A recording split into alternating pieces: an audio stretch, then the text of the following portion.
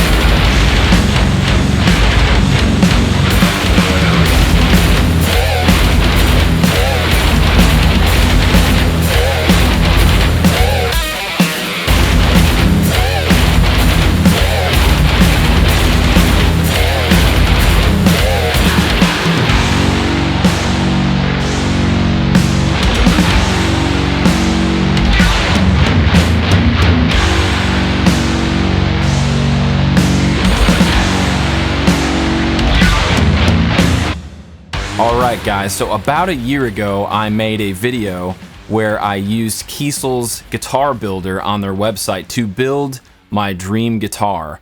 Many of you know I'm a huge fan of Kiesel and Carvin guitars. I've had several of them over the years. They've been highly featured on my channel.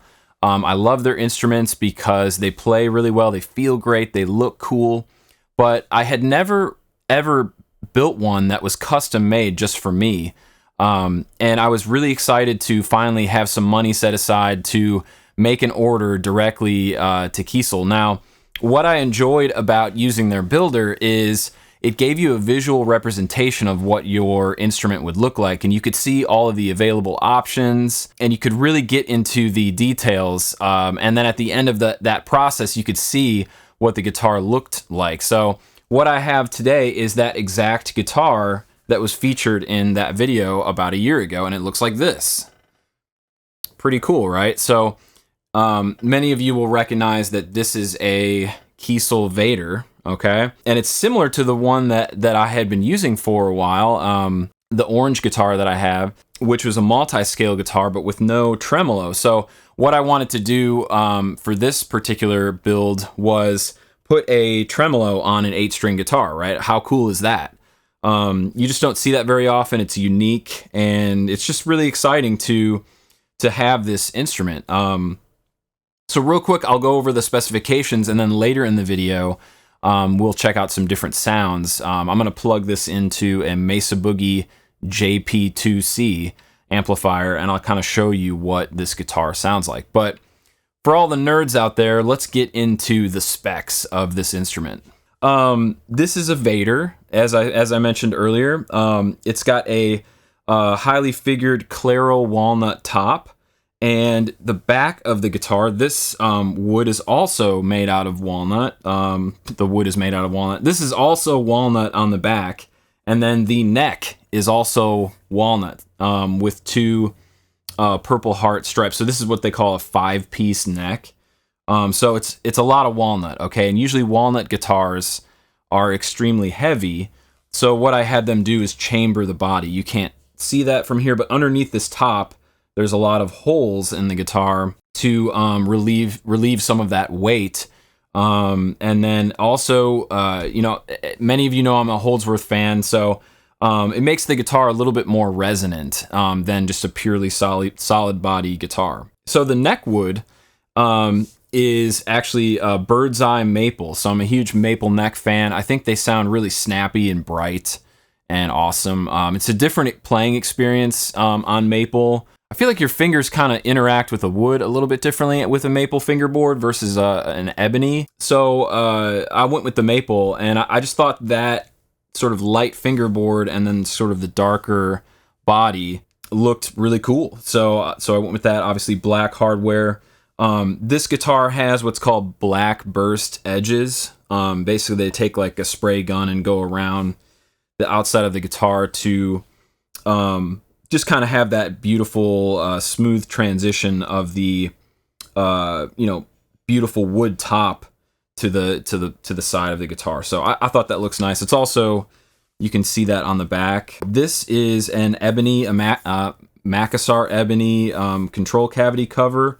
I also ordered one for the tremolo system on the back, a cover for that, a wooden cover, but unfortunately they said they didn't have a piece of wood available at the time, so I'll talk a little bit more about that when we get to the ordering experience. As far as the electronics go, I've got the Illusionist, the Carvin Illusionist pickup in the bridge position, and then the Imperium in the neck.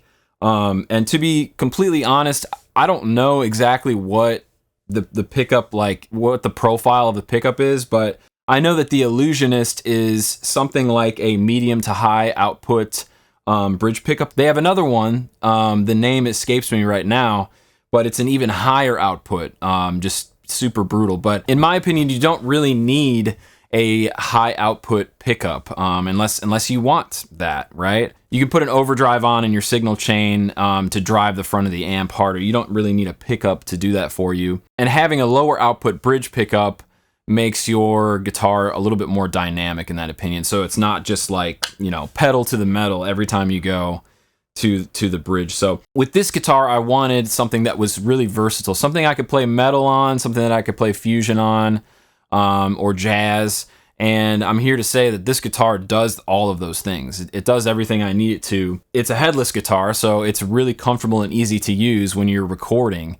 I can sit in an office chair with the guitar like this and teach a guitar lesson or record a song, and I can play. I can do everything I need to and not have that huge 8-string headstock hanging off the side. The Imperium neck pickup is supposed to be like a vintage style neck pickup, and to me it sounds great. Okay, these pickups are awesome, and you'll get a chance to hear what they sound like a little bit later.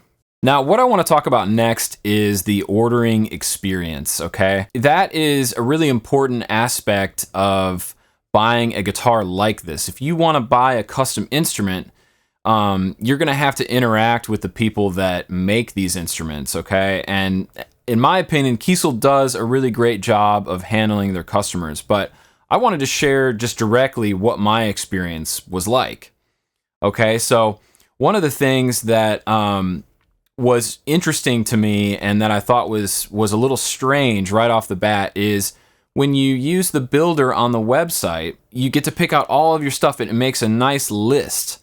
Okay, it lists everything, and there's really no way, at least maybe they've updated this since the video, but there's no way to save that that build that you make on that website.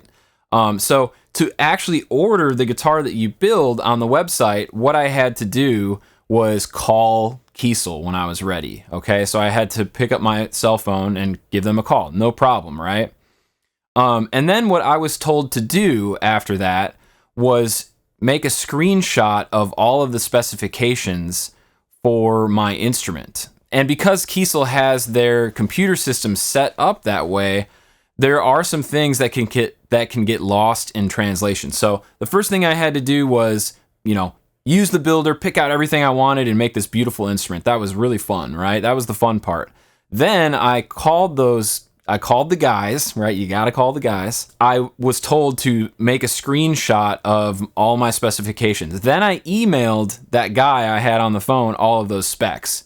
What he did next was create an order sheet of all those specifications. Now, what ended up happening is some of the things that I had picked out on my instrument on the builder did not make it to that. Now, that was partially my fault because the guy who I was ordering the guitar from, who worked for Kiesel, he sent me a list of all those specifications and asked me to sign off on those specs, okay? And I'll be honest, I had the money in my bank account. I was ready to just drop the hammer and order the guitar. I already spent several hours and even weeks playing around with the builder. I didn't read the fine print as carefully as I thought I did at the time, okay? Now, here's what happened.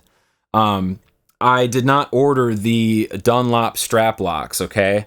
I had done that on the builder, but talking to the person on the phone, that was one of the things that he missed when he sent me the spec sheet. The other thing that happened was I ended up with medium jumbo frets. Now, I'm a shredder type guitar player, okay? So I want the biggest frets available, okay?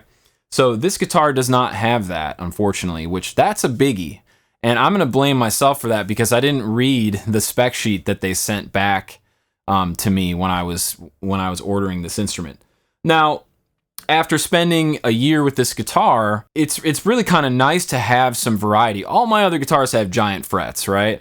But this guitar has slightly smaller frets, okay? So it's kind of nice to have a little bit of variety. And you know what? It affects the tone a little bit and changes the sound of the instrument, okay? So I'm actually kind of happy with that at this point. But at the time, I was like, oh no, these frets are like really small. They're not, as small as vintage frets or anything like that. They are stainless steel frets, and what I was just going to say is they are smaller than what I'm used to. Again, like I'm really happy with it. So that is something that happened in the ordering experience. The other thing I'll mention is this back piece that I was talking about earlier. This is plastic and then this is wood. And what I really wanted was a wooden control cavity cover or trem cavity cover. They said that they didn't have a piece that was big enough for that. And I imagine they usually use Makassar ebony for fingerboards and things of that nature. But I kind of thought that was a little strange. This is a $50 option to get this made out of wood. And they told me that they would refund me $50, and they never did that. They never put $50 back on my bank account or anything like that. The girl that ended up talking to me last told me that I would be refunded for that, and they did not. So I just kind of said, it's not a big deal. Like I wasn't upset that I didn't get my $50 back. So to sum the ordering experience up, I think it's really strange that Kiesel has this beautiful website that they've built, but there's no way to save your build that you make other than like screenshotting your specifications, right? I wish there was a way with Kiesel where you use the builder and then all of that data is saved and then you just send them that exact data and then they build the guitar, okay?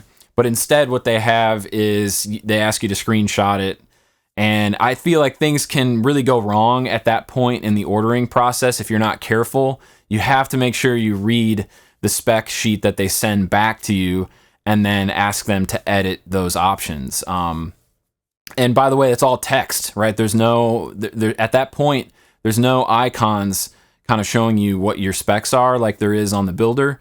It's all just black and white fine print. You have to read all of that and make sure that all of your specs have been accounted for and all of your options that you picked out go through to the final build. Another aspect of the ordering process I wanted to talk about is that after you place your order with Kiesel, you will not hear from them until the end of your build, right? Until it's ready to be shipped out, okay? That was the only time. It was, hey, Drew, your guitar has finished being built and we are shipping it out in the next couple days. You should get a ship confirmation to your email soon. I tend to think that way of handling customers is a little bit impersonal, right?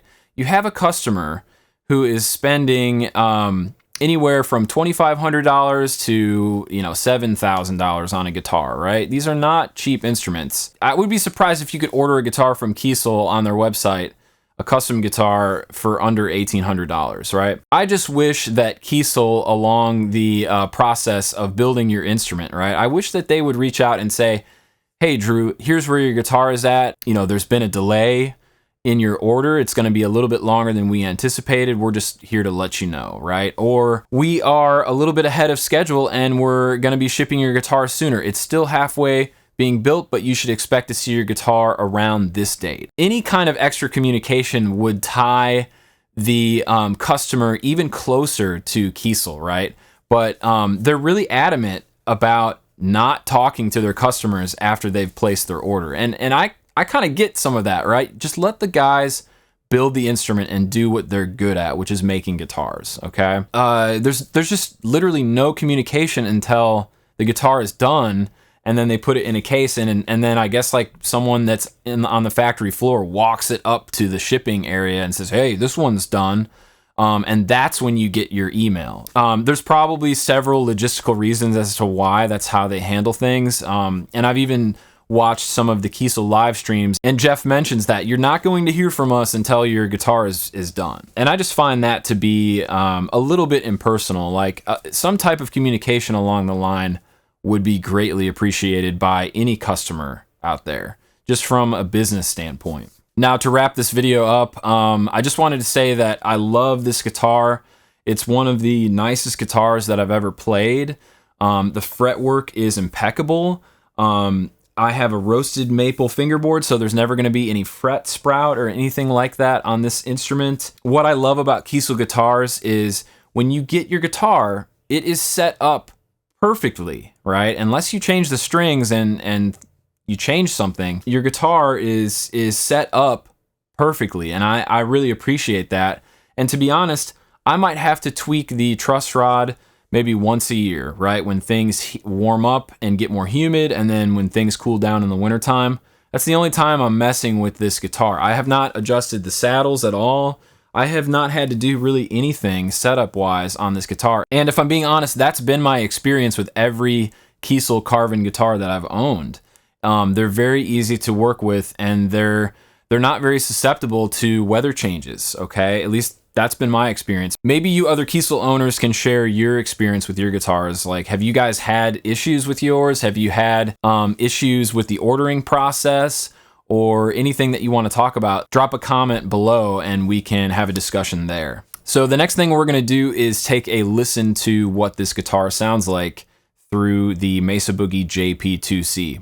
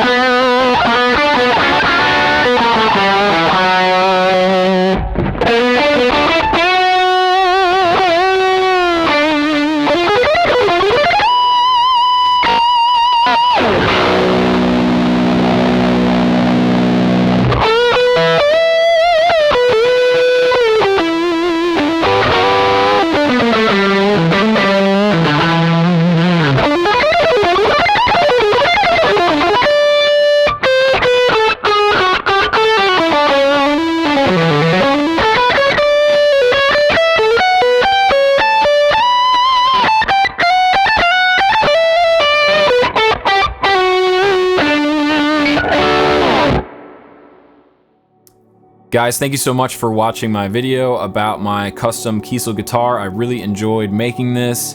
If you're not already subscribed to my channel, I would really appreciate it if you could press subscribe now. Also give this video a thumbs up. Thank you for hanging out with me today and talking guitars with me. Leave a comment below, share your Kiesel experience.